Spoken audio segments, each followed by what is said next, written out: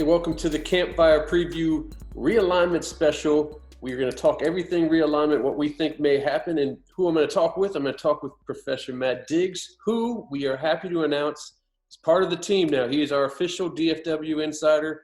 You will see him all summer long talking about in the Campfire segments like we did last year, but during the football season, he's going to bring in different types of insights. You'll see him on our social media all the time. Matt, I'm glad you're with us, man. Talk about how excited you might be to be a part of the team. Oh, I take up a whole segment if I had to talk about how excited I am, but I feel incredibly blessed to be part of this team. This is one of the premier outlets for covering high school football in the nation. Your reputation precedes yourself, and I know that y'all are trusting me with that reputation and credibility, and I hope to work hard to make y'all proud, and I appreciate the opportunity to get to work with you guys. So thank you very much for that leap of faith, and I'm excited to get to work. Well, the best thing about this is we get to pick your brain on our social media all the time, anytime. One of the best high school brains out here in Texas. And the first thing we're going to start with you is realignment.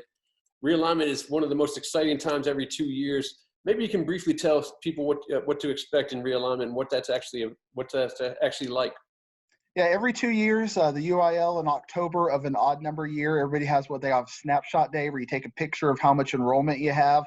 This is your chance to correct me, Ward, but I mean, we know in Houston, for instance, you had the 5A state champions, Katie Bytow. Cato, sir. You got me some cow now, but go ahead. They had 3,500 students, but they were in 5A. They're in 5A Division I. So this is how the UIL kind of recalibrates every 2 years in DFW area. Prosper Rock Hill was that team that was playing with a lot more enrollment, and they redo the district. So it's an opportunity for us to talk about it. Some schools move classifications, some schools move districts within classifications. So it's our job to analyze and guess what we're going to see coming up here on February 3rd.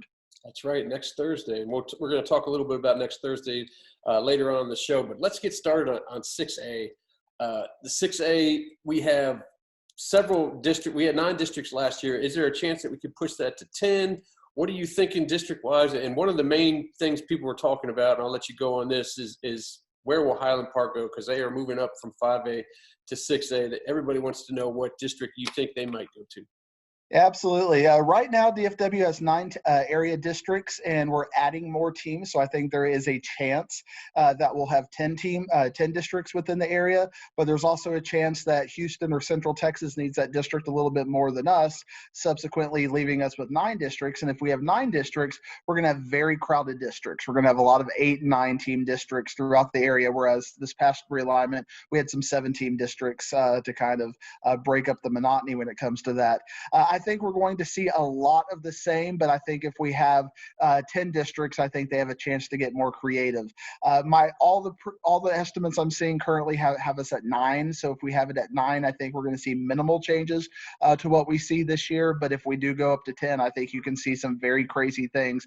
That basically means that DFW will take over all of the first half of Region 2. As you know, in the second half of Region 2, you have District 11 versus District 12, where you have these Central Texas versus DFW area games. And if we go 10 districts, I think we'll have all DFW in that first half, and then probably North Houston and Central Texas as part of the second half. But to your point about Highland Park, generally speaking, we know that Highland Park is probably going to be attached to the Skyline Mesquite area, and I think we might see them facing the Rockwall Heaths and Skylines of the world. When they've been in 5A, they've played those kinds of teams, and they usually tend to go that way, and I think we're going to see that again this year with that. But I think another question will be, we know Garland has 7 teams, and if we're going to have all these packed districts, somebody's got to go with Garland, so that gives an opportunity for teams like Wiley, the 2 Wiley schools, now that Wiley East is moving up, to go there. But now you might have a fringe team that's close to Garland, like Royce City, slide over there. So those are kind of a couple things we're looking at as it's attached to Highland Park, because where Highland Park goes, you've got to have enough teams to support that in their area. And if a Royce City goes, that might bring Highland Park maybe over a little further east or on the west side. Maybe they get districted with a Duncanville and DeSoto. You never know. That's the fun of realignment. Boy, if that happened, that would send people's minds blown for sure. Now, it's funny you bring up Highland Park, possibly in the Rockwell district. Heck, they play each other in non-district almost every year. Might as well have them in district play as well. A couple other questions I have for you. Boy, everybody seemed to be excited. I guess it was 4 years ago when Trinity and Southlake were in the same district. Do you think that's a possibility this year, or will Trinity be put back into 3-6A where they probably didn't have as much competition?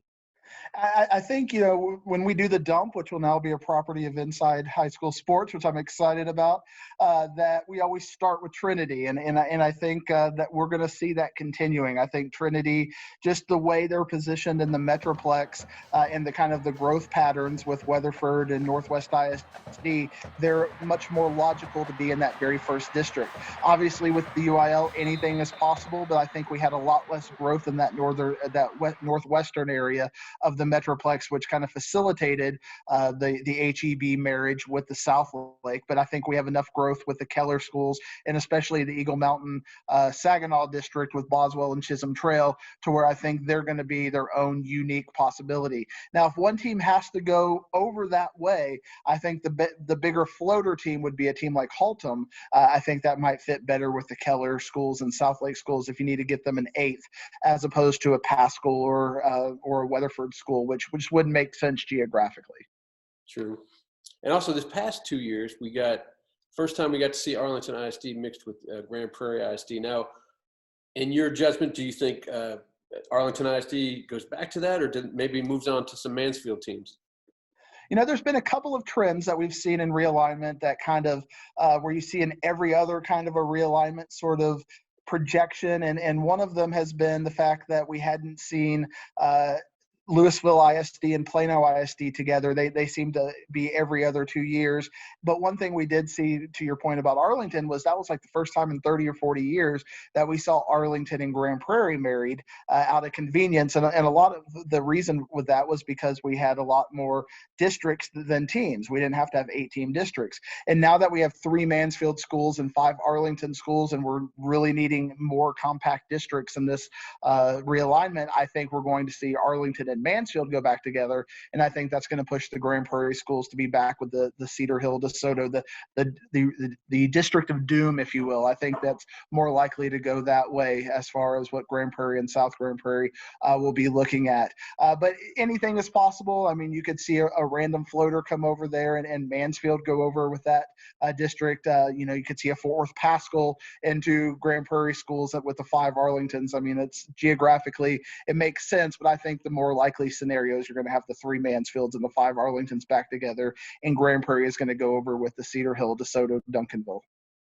Now, you talked a lot about how Louisville ISD moves around a lot every 2 years. Where do you think and they usually have Coppell as a tag along.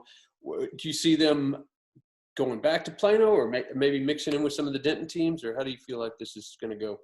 Yeah, for whatever reason, the UIL has not married Plano and Louisville for more than 2 years. It's like every 4 years they will have that pairing, and then 2 more years they do a different pairing. So this would mean that we're in the off pairing, and there's no rhyme or reason to that. The UIL can obviously do what they want. It's not a bylaw that says that has to happen. It's just been a trend that we've seen over the last 20, 30 years in the realignment, just like it's been a random trend that Arlington and Grand Prairie haven't been together despite their proximity to each other. There's a very good pairing right now with the 3 Planos, 2 McKinneys, Allen, and the 2 Prospers. That looks very much like what the last realignment looked like. I think you could see something like that. You could also see the 4 Louisvilles, the 3 Planos, and another floater like Coppell, like you said.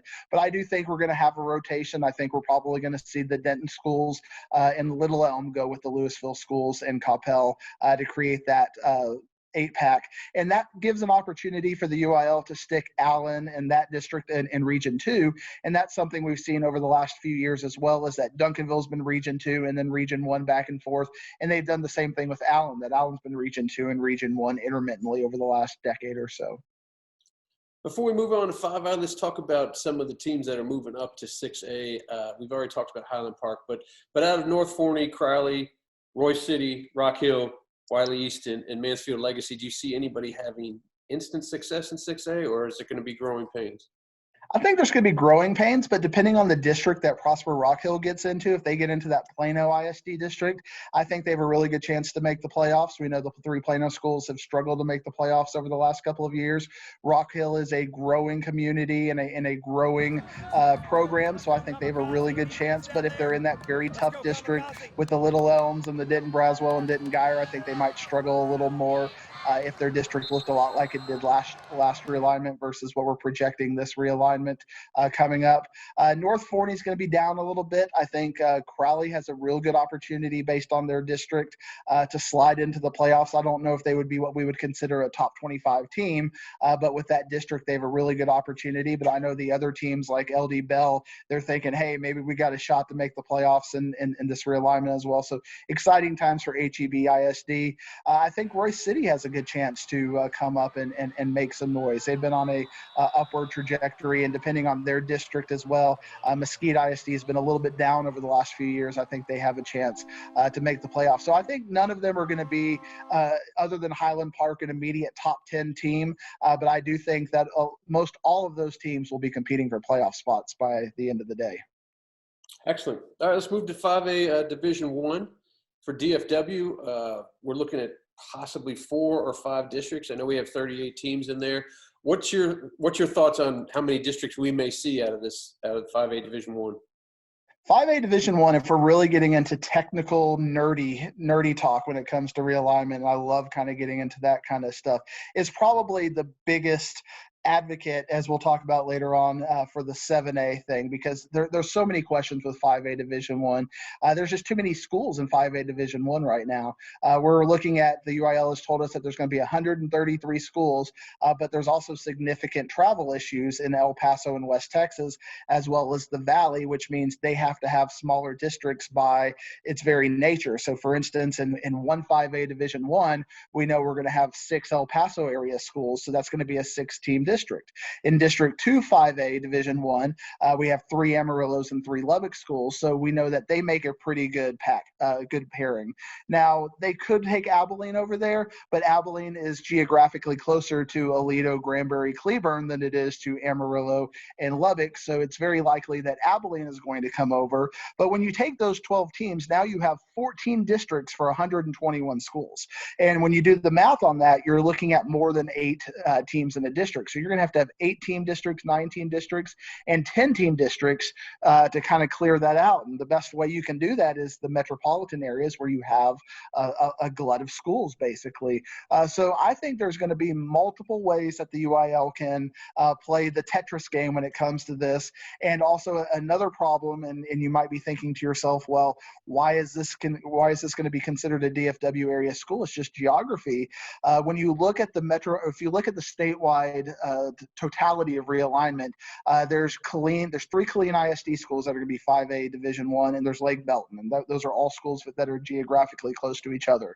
Well, they are more likely to be DFW area schools for this realignment, paired with our southern metroplex schools, than they are to be with the North Austin, just because of the number of teams in the North Austin area, and the fact that if you're going to give DFW 5 area districts, we have more room to grow because we have those 38 teams over 4 districts. That'd be 4 very packed districts, an average of 9 teams.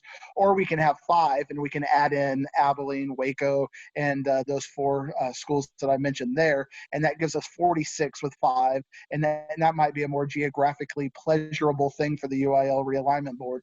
So I think there's a really good chance that we're going to see the 3 Killeens and Lake Belton in some sort of DFW district.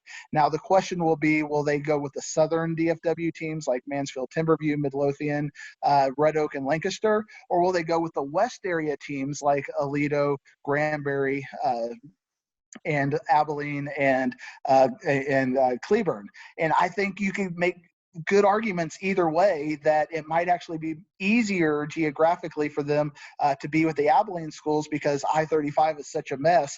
There's so many good U.S. highways right up there that you can have very easy access to those schools, even though there's going to be a lot of driving. And could you imagine Aledo's first 4A into 5A Division I being districted with 3 Killeen schools in Lake Belton and Abilene? I think that would give them a lot more competition than if they were with some of the western area DFW schools. Yeah, that's true. And you talk about packed districts. We already know that Frisco district's going to have 9 teams. Will they get a 10th and have to only schedule one non-district game? Do you think they'll throw in, I don't know, a McKinney North or something like that to make it a 10? Because you said at some point, some of these teams are going to be stacked. I mean, maybe this is a district that gets 10.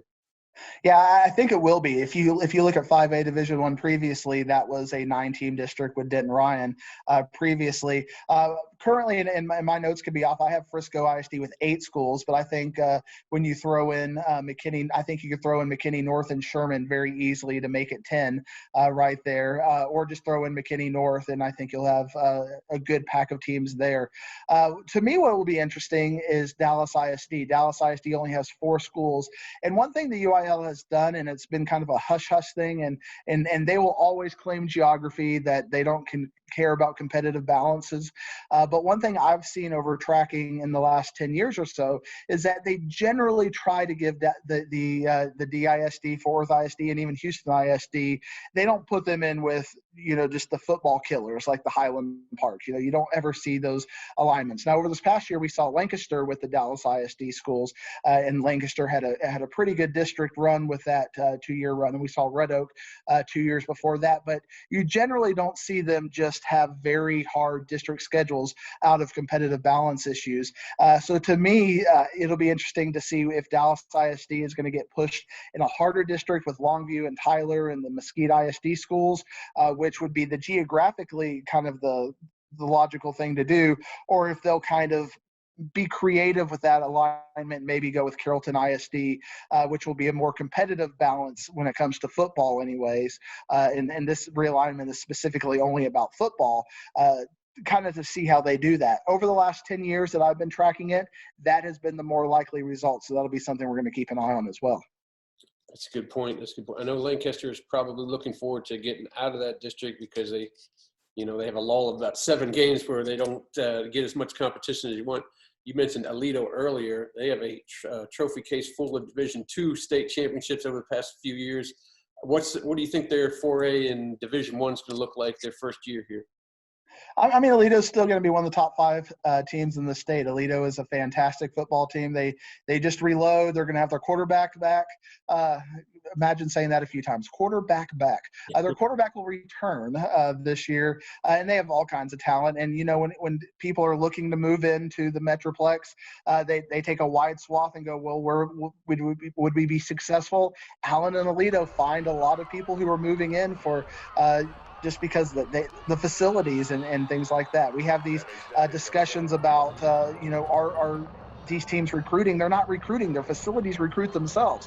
When people are moving in from out of state, and Texas is one of the biggest growths from out of state, if your kid plays football, you want to move into an ISD where there is good facilities and good coaching, and Aledo definitely checks all of those boxes. So it's a high growth area. There's still a lot of building going out in Aledo. So it attracts, and that's why they've moved up to 5A Division I. So I think they will attract just a good deal of move-ins because they're a popular school. It's a beautiful area out there. And it's kind of out a little bit from Fort Worth and give you a little bit of that country feel. I think they're going to be a top area team, and I think they're excited because Region 1, if you look at kind of the teams we're projecting, if they go Region 1, they're probably going to be the favorite to make it to the state semifinals again. And I'm sure the area fans would love to see a matchup between them and Denton Ryan late in the playoffs. That would probably be something that people keep their eyes out for. Let's move down to Division II, 5A Division II. It looks like we got about 42 teams there. Is this is a 5-district DFW type deal? Yeah, and really when it comes to these schools, you have a lot of the fringe areas. When I talk about the fringe areas, far east, far west, when it comes to the areas that, because they're of the growth patterns, and even to the north. And really when you look at 5A Division II, we're going to see some names we haven't seen before moving up to 5A Division II. A lot of the really good teams in 4A Division I are all moving up to 5A Division II. Just off the top of my head, you got Melissa, you got Argyle. I mean, these are schools that are very good in football, And then you have a team like Colleyville Heritage, who has made it to the fourth round of the playoffs consistently over the last couple of years. Mansfield Summit has been their ultimate destroyer when it comes to the playoffs the last few years. But they're going down to Division II as well to finally reunite with Grapevine. There's all kinds of possibilities and a lot of good football that's going to be played. Again, we're going to have the West Texas schools dominating District 1 and District 2. So with District 3, you're going to have 6 Fourth ISD schools. Who's going to join with them? I think geographically, the two most logical teams that will join with them is Everman and Joshua. And if that's the case, we might be talking about a good inside high school story. Might be Joshua's first trip to the playoffs in some time. So that'll be a story we're watching over the next few weeks. Argyle, will they replicate their success? As Aledo has ascended up the classification ladder, they have continued to win. Will Argyle, now that they've made that big jump from 4A to 5A, be able to win in this kind of district? They're likely to be districted with a team like Colleyville Heritage. So you have a 4A Division II last year, or 4A Division I, with a 5A Division I. Now they're going to kind of meet in 5A Division II. We're going to have those dream matchups. We're going to have 10 Dallas ISD teams, so they're all going to be districted. Will they zone, or will they just have that 10-team district? That'll be for the Dallas ISD administration to figure out. But that's kind of one of those things where we talked about how many area teams will we have. Well, we know that's going to be one of the districts. We're going to have a 10-team DISD district, and that could be a problem for South Oak Cliff. In fact, the reason why they might have zones might be for South Oak Cliff, because that's going to be the difference between South Oak Cliff only getting one non-district game to test themselves before the playoffs versus 5 non-district games.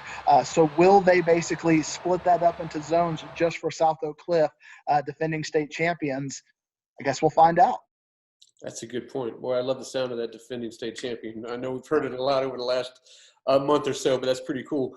The 4A teams, you didn't mention Midlothian Heritage. That's another team that's going up. But those teams that are coming up, is that – we asked this earlier in 6A. Is that a growing pains type situation? I mean, Argyle, in my mind, maybe doesn't have a 5A type stadium or a stadium to play in as Colleyville Heritage and Grapevine does. Do they have to upgrade there, or if they're going to keep growing and growing? And what would a district look like if Argyle was in with Heritage and Grapevine? Yeah, I mean, I've seen it that they're working on the facilities out in Argyle. They have to stay ahead of that growth. And I've had conversations with my friend Darren, and this gets into the king of Flower Mound over there. I think Argyle Stadium is technically in Flower Mound right now. Yep, it is. Yeah. So he calls them Flower Mound Argyle. But they definitely do need to upgrade their facilities. I think they're going to be likely with Carrollton Creekview, the 3 Frisco schools. Frisco Emerson is a new that's our newest Frisco ISD school that we're going to have to hear. And it seems like over the last few years, the new Frisco ISD schools have flourished pretty well. You've got Frisco Memorial and a couple of those other schools. They've done very well. And Lone Star has obviously been the flag bearer of the success over the last decade as far as being a new school in Frisco ISD and having great success within that. So I think Argyle is going to be paired with those schools and maybe a Lake Dallas. And we don't know if the Grapevine Colleyville Heritage will go west or go kind of north with that pairing. But I think it's very likely that we will see a packed district with all of those teams, the kind of that North Denton County area, those kind of schools. Yeah, I do feel like we're going to have some 5A Division II contenders. You start thinking about Aledo moving up, but they're being replaced by, with Summit and Heritage coming down, and Argyle and Midlothian Heritage and Melissa coming up. Where do you think Melissa will go, by the way? I was thinking they might go in a Frisco type deal, but you're thinking otherwise? Yeah, I think when you kind of you look at the 35 and 75 as kind of your natural borders, I think you're going to see a district where you have the I-35 schools, your Argyle, Carrollton Creekview, and Denton schools. And then I think if you look at US 75 and kind of east, you've got Denison, you've got Lovejoy, you've got Melissa.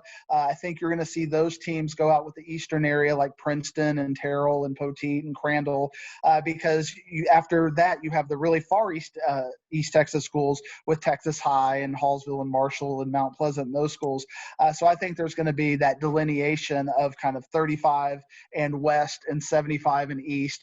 So I think you're going to see Melissa and Lovejoy and those schools kind of go with that group of schools, and the I-35 schools that'll go west. All right. Well, we'll talk more about the lower classifications 4A and below on next Thursday, which I'll get to in a little bit. But let's talk a little bit about the prospect of possibly getting 7A, a Class 7A created. Maybe, obviously not this year, but in 2 years, maybe that happens. We got some mega schools with mega numbers that need to be kind of moved up out of 6A to a bigger classification. What would a 7A look like, and what's it going to take to have that done? Well, the way the process works is generally superintendents from throughout the state vote on these things. They have these referendums, and they vote on a number of things. This is how they get new sports. If bowling is going to be a UIL sport, so the superintendents are polled, and eventually they make recommendations, and they go through these committee. It might take 2 to 4 years before we get to 7A, but we're getting to the point, and you see this with the 5A Division I, where you have an Alito that logically to them thinks, well, we have 20 schools within 20 miles of us, but we have to go to Killeen, we have to go to Abilene. Why are we doing these things? And you have to consider the state as a whole, the reason for that. And 7A might alleviate some of those growing pains, because at the end of the day, you have Allen. Allen has 7,100 students, and you look at those top schools in the bottom of that, you have disparities. Right now, the cutoff at 2265, theoretically in the playoffs, you could have schools with 2,400 students playing these 6,000, 7,000 student schools when it comes to, depending on if they go Division I or Division II, and the number of schools that are in their district. 7A is really the only way to alleviate that, and it doesn't alleviate it in a meaningful way, because you have the super big schools. You have the 3 Plano schools, you have some of the Houston schools, the Conroe and the Woodlands that got 4,000, 5,000 students. And a lot of people don't realize this, but Duncanville is one of those mega schools. Duncanville has had 4,000 students or more in it pretty consistently. So you have these mega schools playing these non-mega schools, and it's just a competitive balance, kind of a fairness thing. And what that will do is it'll take if we take the top 100 schools, that'll only take it down to about a 2,900 enrollment. But what it will do is it will kind of clear up some of the disparities in 4A and in 5A, where you have 500 student schools paying 1,300 student schools, and growing schools as part of that, as we talked about with Katie Pato. You're getting close. Pato, we're going to get you on the. We'll get there. Figure it out. And Prosper Rock Hill and others when it comes to those kind of disparities things. So the way I see it happening is I think we're going to see 7A as about the top 100 schools.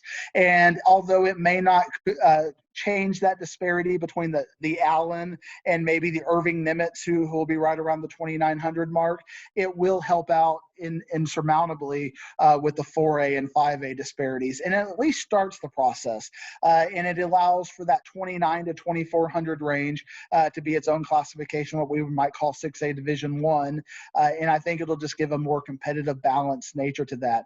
And they might even eventually, in another 10 years, just cut it off at maybe the top 32 schools of these mega schools, and maybe even a Class 8A at some point. But I think 7A is going to be needed in the next 2 years, just for a competitive balance for the lower schools, to make it fair in 4A and in 5A, to where you don't have these, the multiples of 3 when you have like 500 to 1,000 student schools playing each other, and keep the bands a little bit tighter to have more competitive fairness.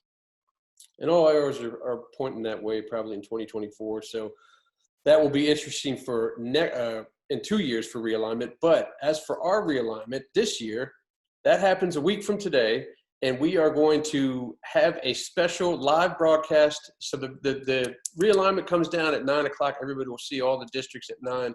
Me, Diggsy, Ashley Bullington, and a bunch of coaches are going to come on. We're going to talk live at 11 o'clock next Thursday. We're going to talk about how the UIL decided to pair up everybody in districts and who's going where and what might be interesting matchups. Diggs, man, his brain's going to be on overload. We're going to be picking the heck out of it. You might not have nothing left after we're done.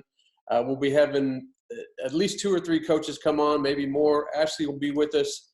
We're going to go from as long as we can go from 11 o'clock on. We're going to talk nothing but DFW realignment. That's going to be next week, 11 a.m., right after we find out what the realignment is. So I can't wait for that. Yeah, it's going to be crazy live coverage. We're just going to have nonstop. We're going to probably be talking about the non-district games, depending on how the realignments go. A lot of these coaches have these agreements in place before realignment, but all of a sudden, if like a team like Plano might be playing a team like Garland, a Garland ISD school, but all of a sudden they might play in the first round of the playoffs, they might not want to play that non-district game anymore. So there's always all kinds of scrambling going on once the realignments are issued. So hopefully we'll talk non-district. We'll talk about the controversies. The UIL almost always makes one mistake. So we'll talk about, if they make that one mistake, how we can fix it, what that mistake might look like if they do something. If you remember, it was about 12 or 14 years ago where they accidentally made an 11-team Fort Worth ISD district and they had to fix that. It's going to be fun and we will have all of the coverage. We'll get the coaches in there. It's going to be a nonstop party and I'm looking forward to it. It'll definitely be good. And the coaches usually get together at Birdville Complex. This year they're going to get together at the Thomas Coliseum because of COVID issues. They want a little bit wider space, but we'll have our James Harris on the scene. He may be able to send us some coaches interviews as well. So it's going to be a good show. Make sure you tune in next Thursday, 11 a.m.